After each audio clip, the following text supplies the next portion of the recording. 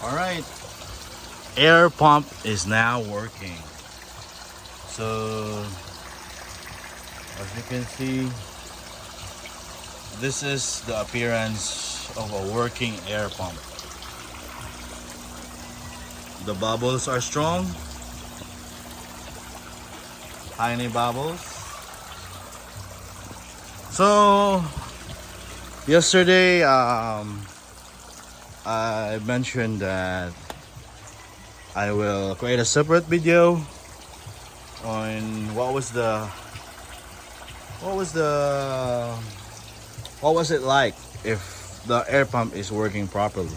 So it's like this: strong aeration.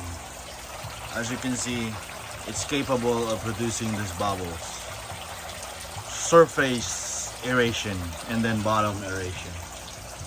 And to prevent that,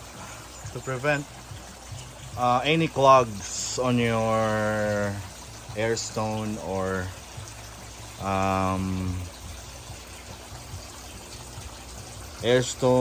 any, because you have the aerator machine, then you wanted to extend the air to come out. Now on the very tip of your pipe, you will need an air stone to submerge and then to produce air bubbles. Now they have this like a floating aerator. There's a pump that it will float and it cannot be clogged, right? So from the pipe, it's just floating and then it just produces air. So it's impossible to restrict air.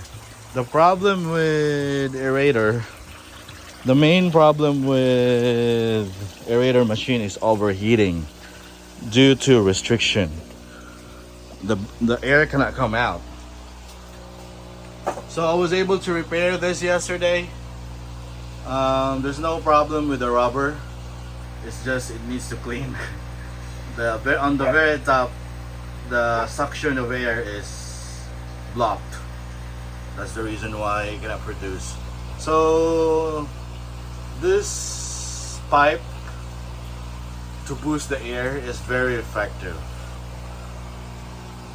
because aside from extending the air length, you can also prevent the air to be restricted and boost the air. So I have this tube here, the orange one, and then that's the pump. As you can see, this is the Resun LP100. That's the pump. So it's now fixed. It's just, it needs a little cleaning every month. So I will just clean that every other month, or once a month, so that it prevent any blockage on the suction of the air. So now it's strong enough and it's producing bubbles. Very tiny bubbles. So it's now aerated.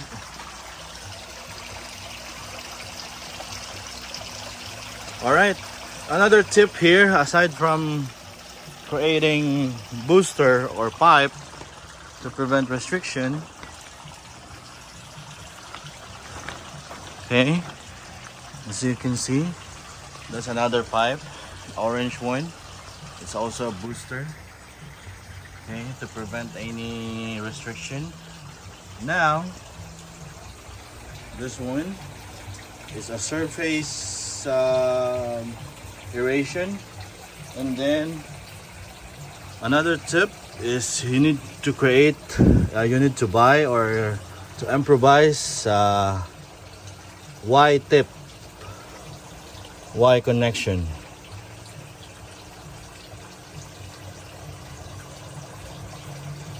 This is the Y connection look like.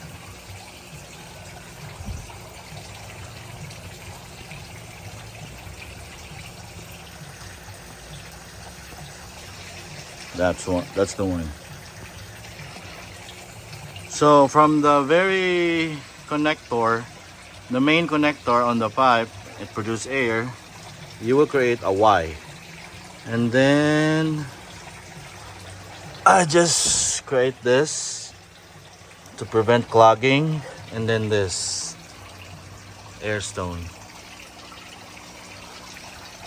So meaning you just split the air, because if the other one will clog, the other split will also support. So this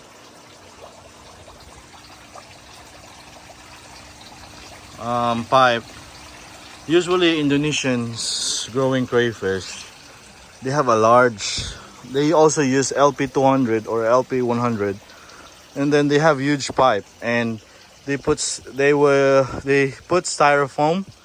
and they are improvising a surface aeration.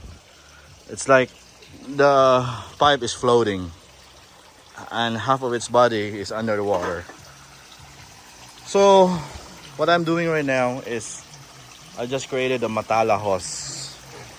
It can be clogged due to moss, but as long as you have a shaded area, it's impossible to clog that Matala hose. So I'll give you an example of Matala hose.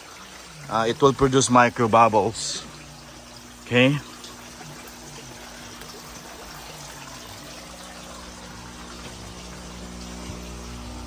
This one. This is Matala hose. It has tiny bubbles or tiny holes that will produce micro bubbles.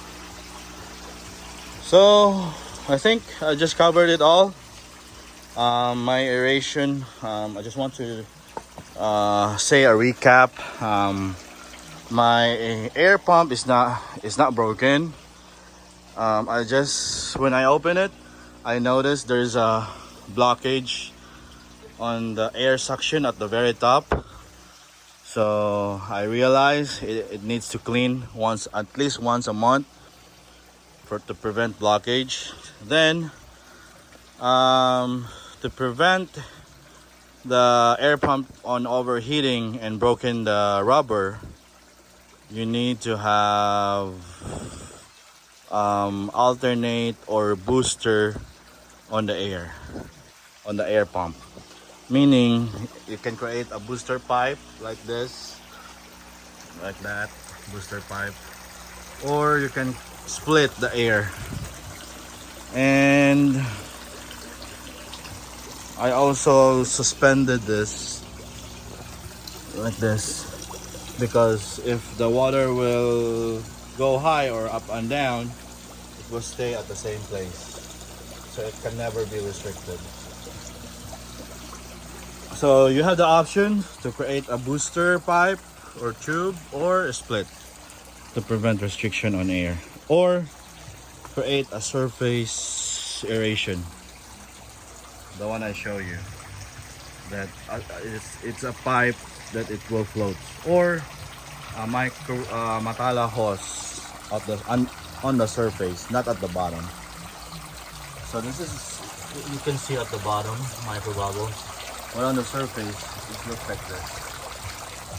Alright, thank you for watching. I hope you learned something, that if you have a large area like this, your air pump needs to be bigger to produce air. Usually this micro bubbles are for the koi, but the purpose of this on crayfish is oxygenation, to help break down all the debris or the food leftovers. There's no need for you to scoop it out. It will liquefy because of oxygenated water, high oxygenated water. Once it liquefy, it will pass through the filters, and then microbacteria, good bacteria that living on the filter media will break down those ammonia. And speaking of ammonia, if you have lesser ammonia, you have a healthy fish or crayfish. It will boost their appetite, and then if they eat well, no matter what the food you will feed them, they will go faster and bigger. Thank you for watching.